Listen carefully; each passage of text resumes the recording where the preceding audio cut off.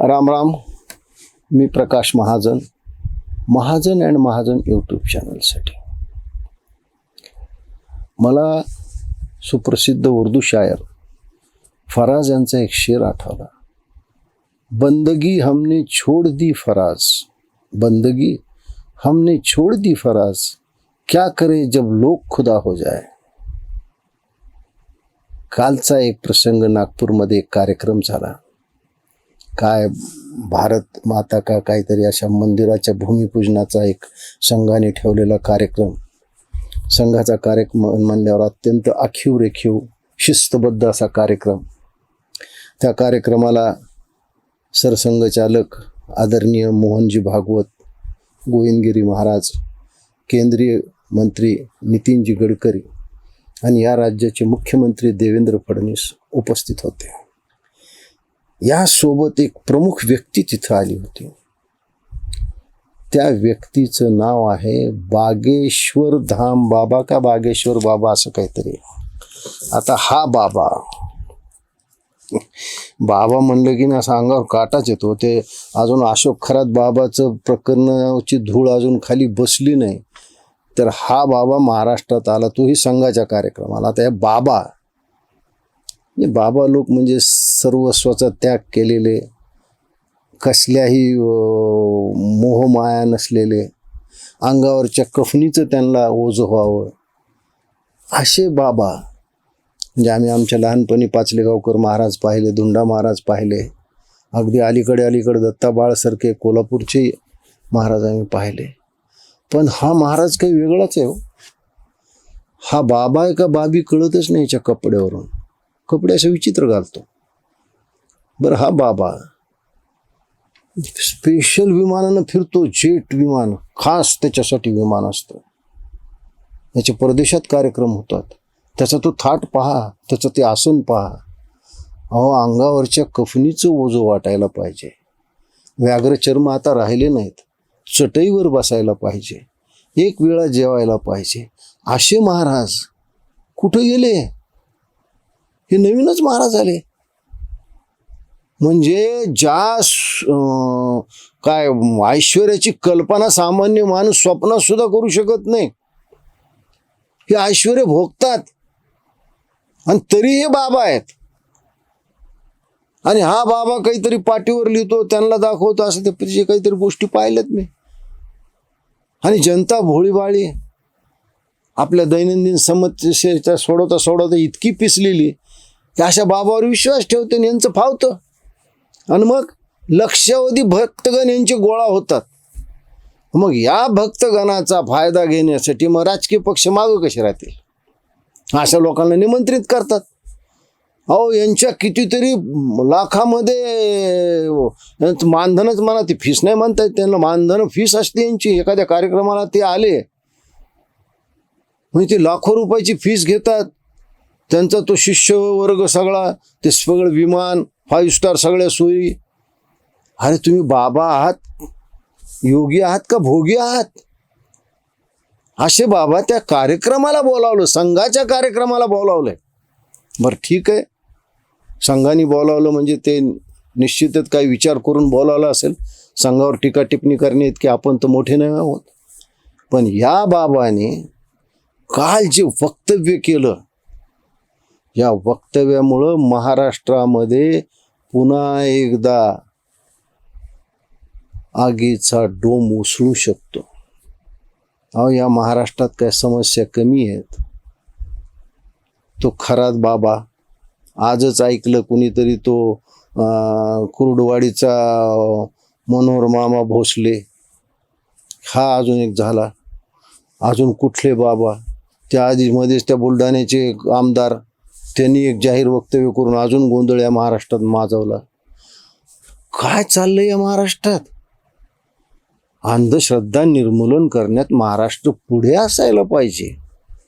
आम्ही असे बाबा बोलवून त्यांचं स्तोम माजवत आहेत. बरं ठीक आहे, चला एखाद्याची विद्वत्ता असली तर आम्ही समजू शकतो.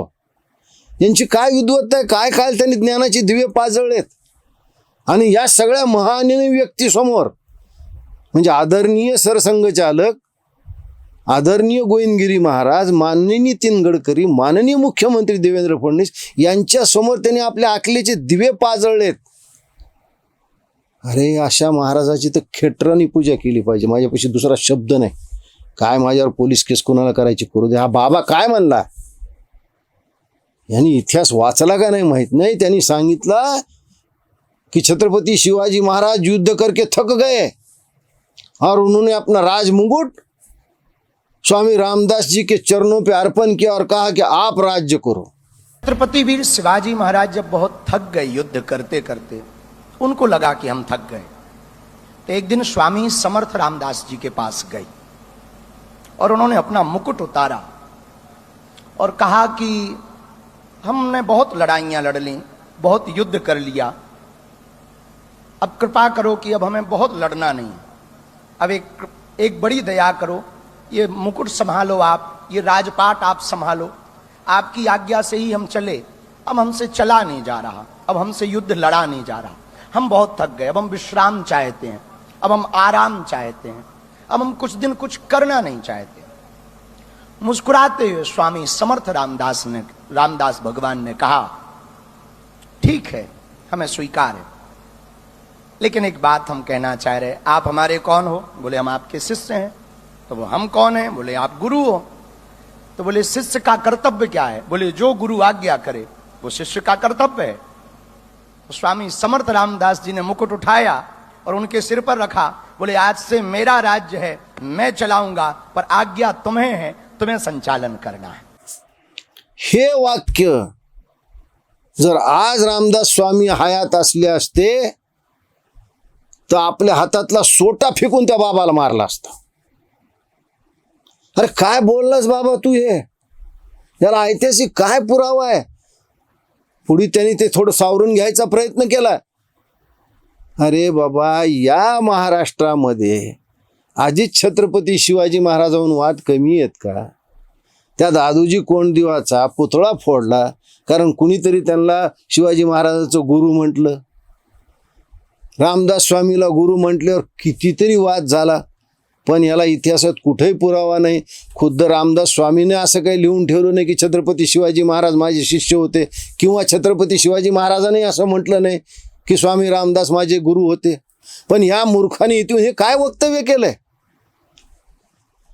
महाराष्ट्रामध्ये आता तर कुठं थोडं ते आरक्षणाहून थोडा वाद शमलाय, अशा वक्तव्यानं पुन्हा उफाळून येणार आणि तिथं बसलेल्या कुण्याही व्यक्तीनं उठून त्याला थांबवलं नाही की तुम्ही असं बोलू नका, हे महाराष्ट्र आहे. किंवा नंतरच्या भाषणात त्यांनी यांच्यावर काय प्रतिक्रिया केली आलं नाही बाहेर. पण असे महाराज कशाला आणता? अहो काय यांच्यापाशी एक शाब्दिक छल करण्याची कला. तिथं गारुड्याजवळ असती तर डमरू वाजवून 100 माणसं गोळा करतो. गारुड्यापेक्षा हे वेगळे नाही आहेत. काहीतरी बोलायचं. एक शिष्यगण गोळा करायचा एक बिझनेस झालाय. बव्वाबाजी हा एक बिझनेस झालाय. जनतेची सेवा नाहीये. जनतेला सन्मार्गावर न्यायचा काही प्रयत्न नाही. यांचं सुखविलासी जीवन पहा.